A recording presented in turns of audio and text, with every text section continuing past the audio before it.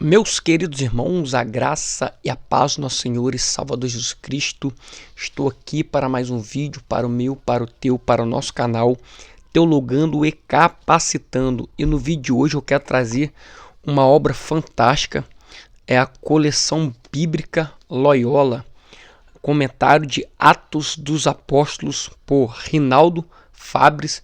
Essa aqui é a coleção de número 3, uma teologia de alto nível acadêmica. Então, antes de entrarmos no review, no conteúdo desse vídeo, eu quero fazer o convite. Você que ainda não se inscreveu no canal, se inscreva.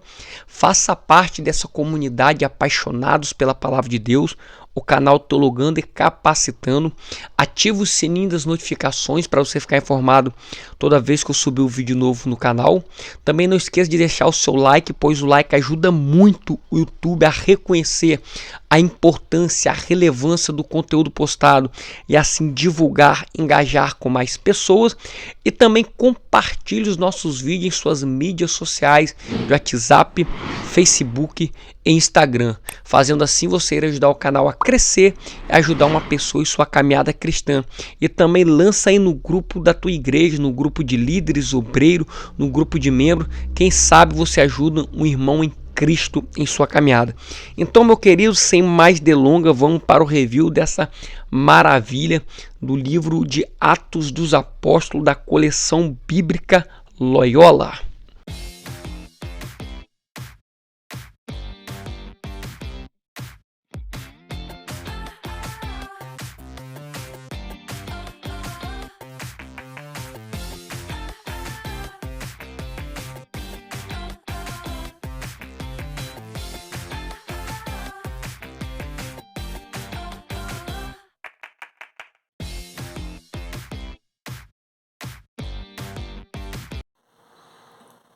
Então, meus queridos irmãos, essa aqui é a obra, o livro de Atos dos Apóstolos, de Rinaldo Fabres, da coleção bíblica Loyola. Esse aqui é o livro de número 3, né? É um livro da edição Loyola. Queridos, se você não tem, vale a pena ter. Essa coleção tem mais de 80 livros, é uma verdadeira faculdade teológica, né? Isso aqui é o comentário de Atos dos Apóstolos, né? Dessa coleção. Isso aqui é a coleção de número 3, como eu falei. A coleção 1 e 2 é os 4 evangelhos, que eu também tenho, que vai sair review no canal. Então vamos ver quem era Rinaldo Fabres. Nasceu em 1933, morreu em 2015. Doutorou-se em teologia pela Universidade Lateranense e em ciências bíblicas pelo Pontifício Instituto Bíblico em Roma. Foi professor de exegese do Novo Testamento na Escola Teológica do Seminário de Udine, na Gorizia e Trieste. Autor de numerosos comentários bíblicos e de diversos artigos, estudos monográficos da história da exegese, da teologia e da espiritualidade bíblica. Então, meus irmãos, é uma teologia de alto nível. Não espera desse comentário bíblico aplicações pessoais que você não vai encontrar. O que você vai encontrar aqui é uma verdadeira teologia. Aí muitos podem estar pensando assim, mas é de uma editora católica. Querido, estudante de teologia tem que estudar de tudo e saber filtrar as coisas boas, né? Tem que saber filtrar. Então, mas vale muito a pena, como eu disse aqui, é um comentário bíblico onde ele vai de forma biblicamente falando assim, direto na Bíblia. Então você tem muito ensinamento e conhecimento através dessa coleção. Recomendo, é muitos livros e você não vai se arrepender. Então aqui vamos ver, né, a capa muito linda, a capa brochura, né, como eu falei, ó, tradução por Ciro Manuel de Oliveira, um livro da Loyola. Sua publicação original foi em 1984, então você vê quantos anos está no mercado, ó, de 84 para 2000 tem 16, com 23, 39 anos de existência do comentário bíblico. Então, aqui nós vamos ter o índice geral Você pode, né? Vou frisar aqui só os tópicos, ó. A primeira apresentação, abreviatura dos livros bíblicos, sigla, introdução geral. O capítulo 1, origem da igreja de Jerusalém, que vai do capítulo 1 de Atos ao capítulo 5. Capítulo 5. 2, perseguição e missão de Jerusalém e Antioquia, que vai do capítulo 6 ao capítulo 12. O capítulo 3, que é a primeira viagem missionária, o concílio de Jerusalém, que vai do capítulo 13 ao capítulo 15. Você pode estar vendo aí. Capítulo 4, no tópico 4, grandes viagens missionárias. Fundação da igreja na Macedônia, Grécia e Ásia. Capítulo 15, do verso 36 ao capítulo 20, verso 38. O quinto tópico aqui, ó, Paulo, prisioneiro de Cristo, Jerusalém a Roma, capítulo 21 ao capítulo 28. Cronologia dos Atos e nota bibliográfica, né? Um comentário, deixa eu olhar aqui, que possui 470 páginas, contando com a bibliografia, né? Então, um comentário que eu iniciei a leitura, já li toda a sua introdução e eu indico muito mesmo para você. Com certeza eu indico, né? Vamos estar aqui agora dando uma olhada. Aqui a apresentação, eu grifei que eu achei interessante, eu grifo muito meus livros. Ó. Os cristãos do século II dividiram em duas a obra única que Lucas havia dedicado a Teófilo. A primeira parte foi colocada com os outros 3 evangelhos canônicos, e a segunda recebeu o título de Atos dos Apóstolos e tornou-se o laço entre as recordações que os evangelhos nos conservam de Jesus e o eco da pregação de Paulo que nos chega através de suas cartas. Então, Lucas Atos é um livro, né, como diz muito, do autor Lucas, um livro único, um dá continuidade ao outro, um livro histórico, o Atos, né? Aqui, ó, interesse e debate sobre Atos dos Apóstolos, a função atribuída nos Atos ao Espírito Santo, que transforma os homens, desbloqueia as situações, dá impulso ao testemunho corajoso de Pedro, ao empreendimento missionário de Paulo, fascina ainda hoje os cristãos mais dinâmicos e abertos, né? Então, ao Atos dos Apóstolos são considerados a história da igreja primitiva, fundada na atividade e discurso dos protagonistas principais, Pedro e Paulo. Você pode ver, ó, bastante nota de rodapé, porque é acadêmico, ó, a composição e estrutura de Atos. Então, você percebe que aqui não tem brincadeira, por não dizer rodeio, não. É conteúdo puro, ó. Modelos de gênero literários, ó. Muito conteúdo. Você vai contar uma tabelazinha, estrutura dos Atos dos Apóstolos, pode estar vendo aí. Finalidade dos Atos dos Apóstolos. A primeira pode ser assim resumida, a primeira proposta ou finalidade, com seu escrito, o autor de Atos pretende reconstruir a história da igreja e da missão cristã para mostrar aos seus cristãos a realização do plano salvífico de Deus na história.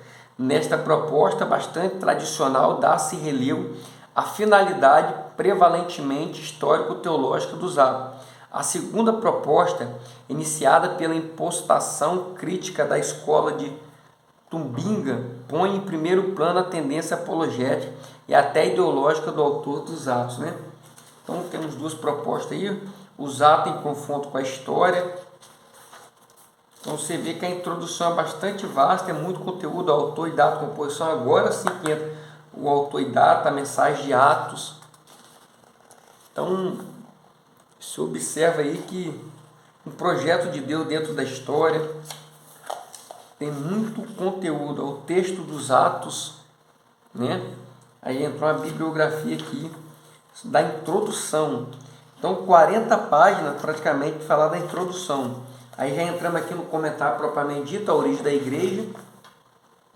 Aí traz uma espécie de introdução aqui, vocês podem ver, ó.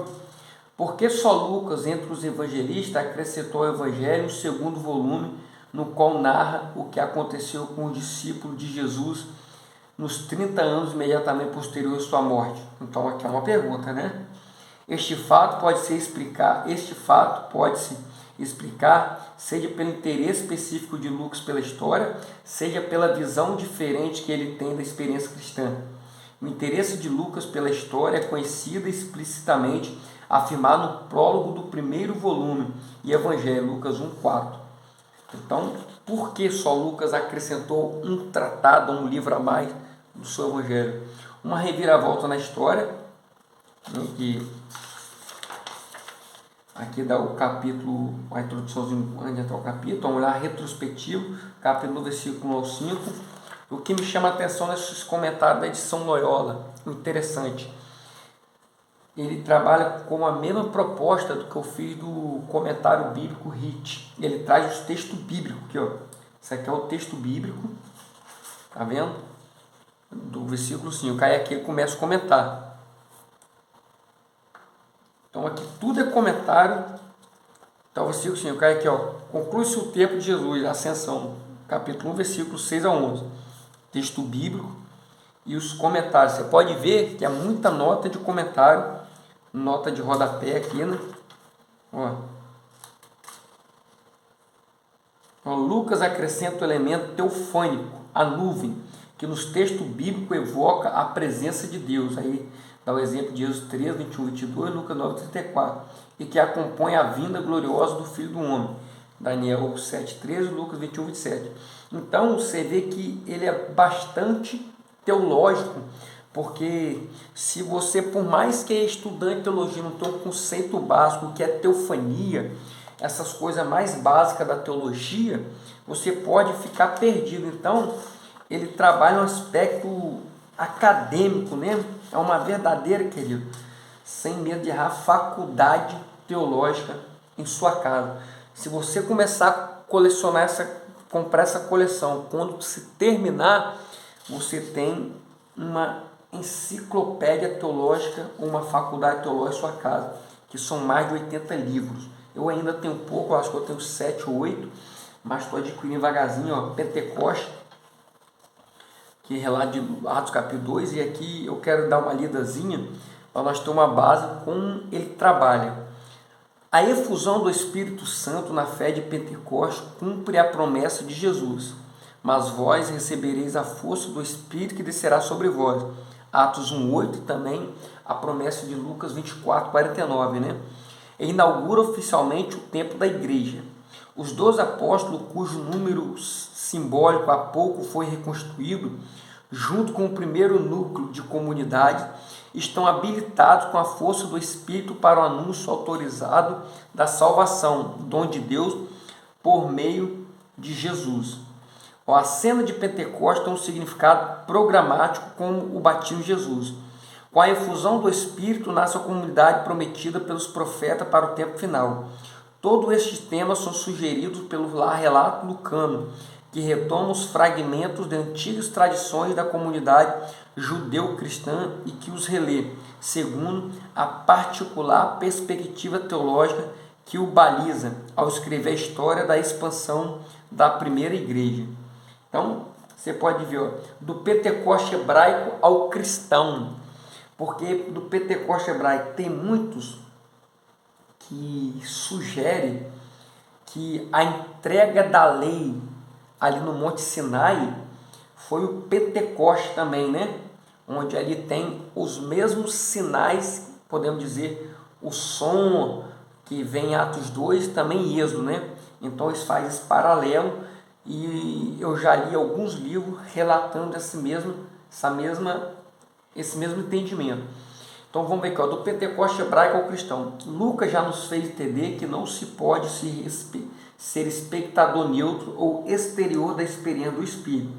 Esta fica sendo um fenômeno absurdo e irracional, até que não se entre na lógica da ação gratuita e poderosa de Deus, que transforma um homem a partir de dentro e o faz capaz de estabelecer relações novas com os outros homens. Ora, para exprimir esta realidade da ação livre e inovadora de Deus, a tradição cristã tinha à disposição a linguagem e os símbolos religiosos das narrativas bíblicas, na quais Deus intervém na história humana. A manifestação clássica de Deus nas quais Deus intervém, a manifestação clássica de Deus é a do Êxodo, culminando no Sinai com a constituição do povo de Deus sobre a base das 10 palavras ou decálogo, ali os 10 mandamentos, é o que eu acabei de explicar. Em alguns ambientes sacerdotais judaicos, saduceus, já no século II a.C., a antiga festa agrícola de Pentecostes tinha assumido um significado novo. Era a festa comemorativa da Aliança do Sinai. Então, você está vendo como os relatos dele é bastante, podemos dizer, profundo. Não é você pegar os capítulo 2, versículo 1 e ter aquela aplicação, pessoal, te dá um entendimento histórico, um panorama, um pano de fundo, para você entender o porquê dos escritos bíblicos. Isso é muito importante para o nosso entendimento. Depois da destruição do templo em 70 depois de Cristo, também a corrente farisaica deu um novo conteúdo religioso à antiga celebração bíblica chamada de Festa das Semanas, o Hag Shabuot, ou das primícias da colheita, Êxodo 34, 22, que se celebrava 7 semanas após a Páscoa, sob a influência da teologia farisaica, que tendia a inculcar a observância da lei. Comemorava-se no Pentecoste o dom da lei. As antigas versões litúrgicas, os Targumi e os comentários judaicos antigos, releem o acontecimento do Sinai nesta perspectiva. Aos pés do Sinai é convocado o povo de Israel, o povo de Deus, junto com todos os povos para receber a lei. A acolhida da lei é a condição devida para a comunidade renovada e santa. Aí dá prosseguimento, né? Aqui ele vai falar sobre, você tem ideia que ele é tão bíblico, que ele vai falar a respeito do dom, que o povo falando em línguas ali, né, no de Pentecoste, uns entendem que é a xenolalia, outros entendem que é a grossolalia. Então ele vai falar também a respeito, e como ele vai direto na Bíblia, ele não trata aqui especificamente ou indicando um cessacionismo, e sempre o que a Bíblia diz, que o povo foi tomado de uma experiência, vou falar em língua. Então isso é muito interessante, né? Vai dizer que eu Pedro rapidamente aqui pregando, falando que não estava cedo porque não estava embriagado, porque era proibido, cada lei pela manhã tomar a bebida. Então, né? Deixa eu adiantar aqui que o vídeo já está ficando longo, mas é um comentário muito. Deixa eu tirar isso aqui. Deixa eu marcar aqui, depois eu volto aqui. Muito importante, a experiência do Espírito Santo em Atos. Tá vendo aqui? Já vai trazer um tratado a respeito da experiência, a presença do Espírito Santo, efeito do Espírito Santo, o Espírito e a vida da comunidade. Então você pode ver que é muito, sempre com o texto bíblico, é muito conteúdo. As margens em lateral, letra branca, a folha branca, a letra média, não média para grande, mas média para querendo diminuir mesmo. Deixa eu adiantar aqui, pegar aqui a respeito de Atos 9, a conversão de Paulo ali, né? Paulo em Damasco, de perseguido do apóstolo, você pode estar frisando o vídeo para querer estar dando uma lida, né? Eu vou adiantar aqui por causa do vídeo já está um pouco longo. Então, você pode ver, primeira atividade de perseguição de Saulo em Damasco, encontro de Saulo com a comunidade de Jerusalém. Pedro na Judéia, em Cesareia, os pagãos entram com plenos direitos na igreja. Então é muito conteúdo. Deixa eu adiantar aqui. Paulo, prisioneiro de Cristo, de Jerusalém a Roma, que já entra no outro capítulo. Então você pode ver, queridos, que não tem espaço para figura. É bastante nota de rodapé, citando Flávio Josefo, né, esses livros históricos. Então você aprende muito. Isso aqui é só para quem está disposto a aprender, porque é de alto nível. Os que estão encerrando o nosso review. Aqui é a bibliografia brasileira seletiva. Aqui ele traz a nota bibliográfica. Aqui, as notas bibliográficas. E aqui no final, achei interessante, que eu não tinha observado, que ele traz a nota de obra que estão em português. A pesquisa sobre Atos Apóstolos. Então, muitos desses também estão em língua portuguesa, você pode estar lendo.